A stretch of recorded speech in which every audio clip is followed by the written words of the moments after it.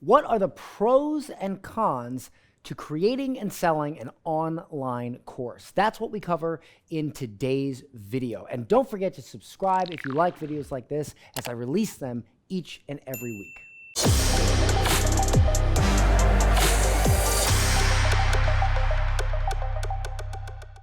Hey everybody, Dan Henry here, founder of GetClients.com, and I'm very excited about today's video because if you'd like to learn the pros and cons of selling online courses, wouldn't you like to learn it from the guy that literally wrote the book on online courses? And I'm serious because this is my book, Digital Millionaire Secrets, a Wall Street Journal bestseller, and it's literally all about selling online courses and coaching. So what I'm going to do in this video is I'm going to go over the pros and cons. Now, you may be considering selling an online course for a variety of reasons. Maybe you want to sell what you know. You want to profit from selling your advice. Or maybe you have a product that if people just knew a little bit more about how it works, or they were a little bit more educated on the subject, they would buy it. Or maybe you have a software and you want to grow your software by selling or giving away for free an online course that educates them on how to use that software or that use that tool so that they'll go out and actually buy it and use it. So regardless of where you are in that space, I think you'll find this video very helpful. So let's move over to the board here, and I'm going to go ahead and go through each one and elaborate on these pros and cons. So let's start with the cons. And keep in mind, these cons, if you know what you're doing, cannot be that bad and not be that much of an undertaking, and I'll explain why. So the first thing is updates. You will have to update your online course when updates are needed. So for instance, let's say that you have a course on Facebook ads or podcasting or something that requires technical skill.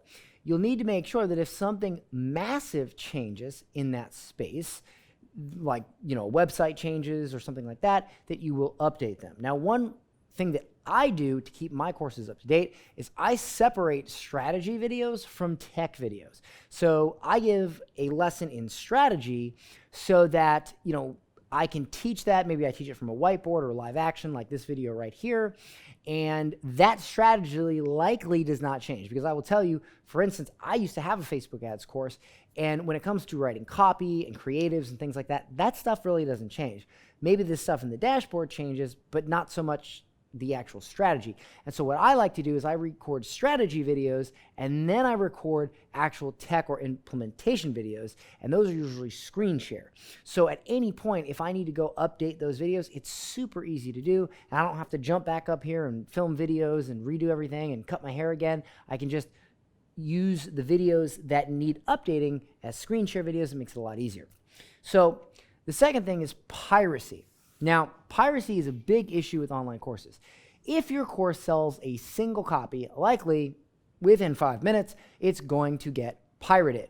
Now, I'm actually going to make a separate video on this subject on how to deal with piracy in online courses, because believe me, with over 15,000 customers, if there's one person that knows how to deal with piracy in online courses, it's moi.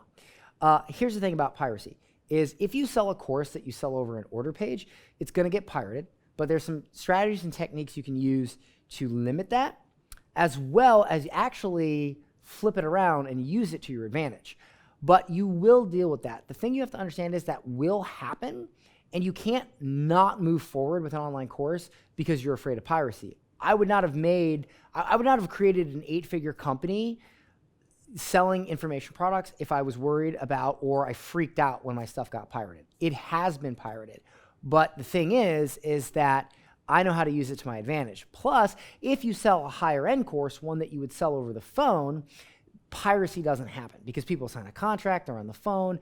It just doesn't happen. I'll expand more on this in a different video. But the third thing is planning and production. Now, most people make a huge mistake here, and they try to spend weeks and weeks filming and planning and doing everything. And again, this will be even yet another video I'll expand on. But I like making videos. But the point here is that your first iteration of your online course should not be fancy, because you're likely going to change it, and you're likely going to update it, and you're likely going to get a lot of feedback from your initial students. And so I wouldn't go crazy. In fact, my first course that made $8 million total over the course of a few years. First was just some dirty, down and dirty slides with me talking over a cheap microphone. And then later on, I made it more polished. But the thing about it is that, planning and production can be, if you know what you're doing, a lot quicker. In fact, if you would like me to do a video on how to create an online course in just one day, leave a comment in the comment section and let me know. Say, yes, Dan, I'd love for you to do a video on how to create an online course in just one day. And if I get enough comments, I'll go ahead and do that. But keep in mind, there is some planning and production. When it comes to that, you have to sit down, you have to record the videos and all that. But again, what business doesn't have planning and production? So it's hard for me to really define that as a con. But the fourth one is taxes. Now, what do I mean by taxes? Because online courses is such a high profit business, and we'll talk about that over here in a minute, there's not as many write-offs as in traditional business. Sure, you can write off things like software and online tools and things like that, but you do have to have a pretty good CPA to really get in there and get the deductions, because it's not as cut and dry as normal business. But again, because you're paying so much in taxes, means you're making a lot of money. So again, questionable whether that's a con. Now, the final thing is going to be refinement. You're going to need to refine things as you go. You're going to have customer service issues. You're going to have customer support tickets. You're going to have people that are students that think they're missing something or they want to learn something extra, and you may have to refine things, get the course better. You may find that people aren't getting as good of results as you want, and that's totally normal.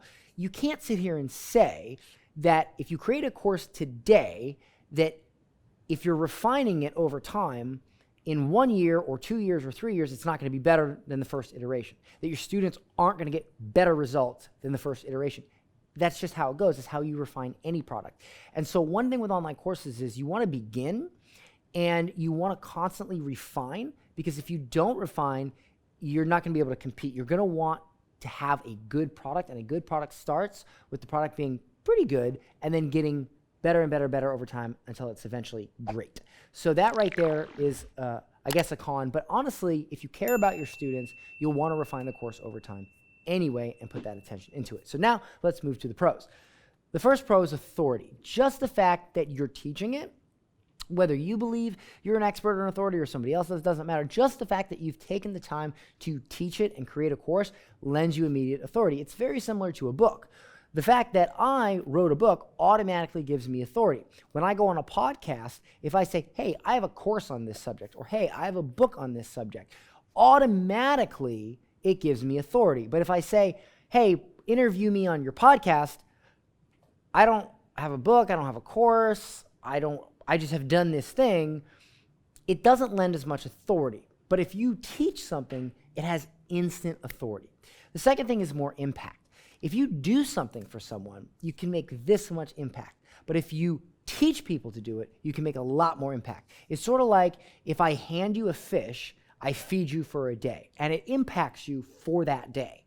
But if I hand you a fishing pole and I teach you how to fish, now I've taught you to feed yourself for the rest of your life, and that is much more impactful. I believe teaching something is more impactful than doing it for them. The third thing is high profit. Listen, I have owned 2 bars. I have owned an airbrush tattoo company. I've owned a cotton candy company. I have owned an SEO company, an agency. I've been everywhere. I've owned a t-shirt company. I had a company called Dork Tees where we had t-shirts that said stuff like, had like Captain Picard on the toilet and said Captain's Log, and it just silly stuff.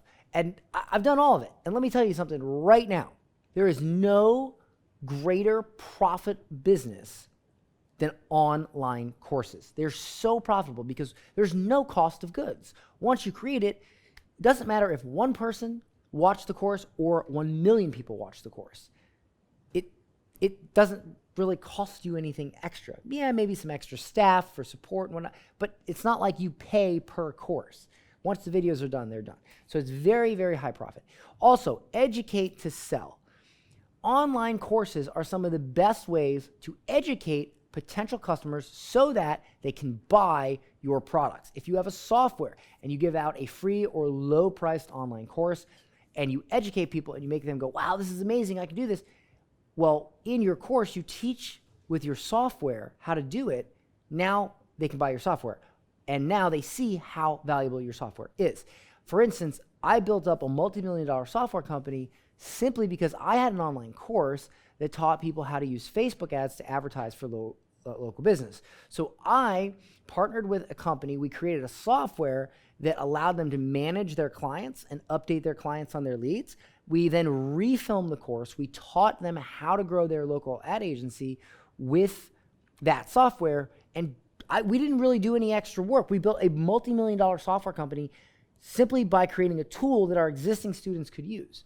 So if you already have a software, you could create a course, give it away for free, or charge a low price, use your tool in the course, and just skyrocket sales. Now, please don't ask me about that program, that course. I don't sell it anymore, and I've even sold the company, the software company that I started, and we got a great multiple for it. So again, just so many ways to make money with online courses.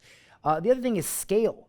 Guys, again, back to the impact, if you imagine how much work you would do if you had 100 done-for-you clients. A massive amount of work.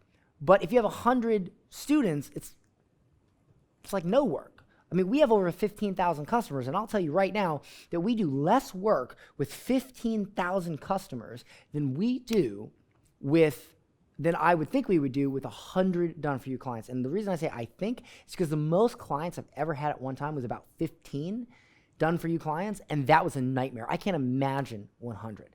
But I'll tell you right now, I do less work with 15,000 customers than I did with 15 done-for-you clients. 15,000 students, online course students, versus 15 done-for-you clients, more work in the 15 clients, so more scalability. As well, you can have the potential for affiliate offers. So just like I mentioned for the software, in my courses, I use various tools owned by other companies, and they have affiliate programs. And so I just pop in the link in my course, and I say, hey, this is how you do this with this thing. By the way, if you want to sign up for this tool, here's the link, and that's my affiliate link. I've generated over $750,000. We're approaching, eventually we'll hit 1 million in affiliate commissions with ClickFunnels, because in my program, I teach people how to create the landing pages and the marketing funnels they need, and we use ClickFunnels. So, watching that affiliate account grow from 100,000, 200,000, 500,000, 750, all the way up, and eventually we'll hit 1 million. And guys, all I did was say, hey, here's the link to get this software that I use, that I'm teaching you to achieve your goal. This is one of the softwares I use. So a ton of opportunities there for affiliate offers. Just the tools that you use that you teach in the program, give them an affiliate link, done. Also, it's very passive. It's very passive business compared to most businesses. Again, like I said, the done-for-you clients, way more work.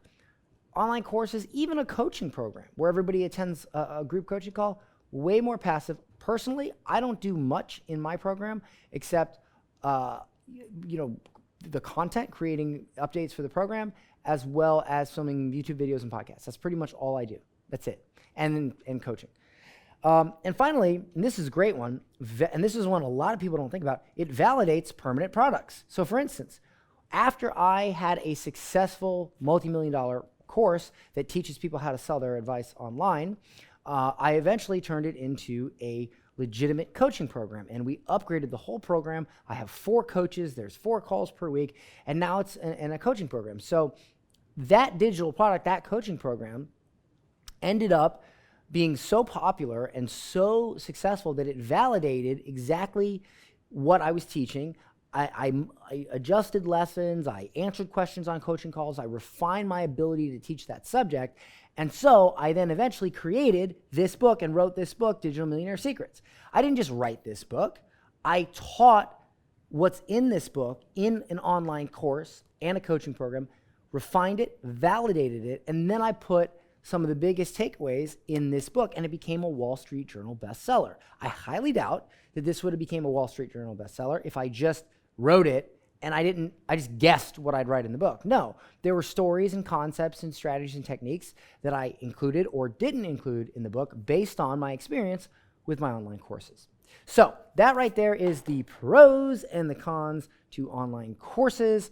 I hope you enjoyed this video. And if you'd like a copy of this book, I'll leave a link in the description where you can get this book for free. Just pay shipping. As well, if you've already read the book and you'd like my company to help you grow and scale or even just start your online course or coaching program, then you can book a call and speak with my team to see if it's a fit. I'll leave a link for that in the description as well. But don't forget to subscribe because I release new videos like this each and every week, and I don't want you to miss them. I'll see you in the next one.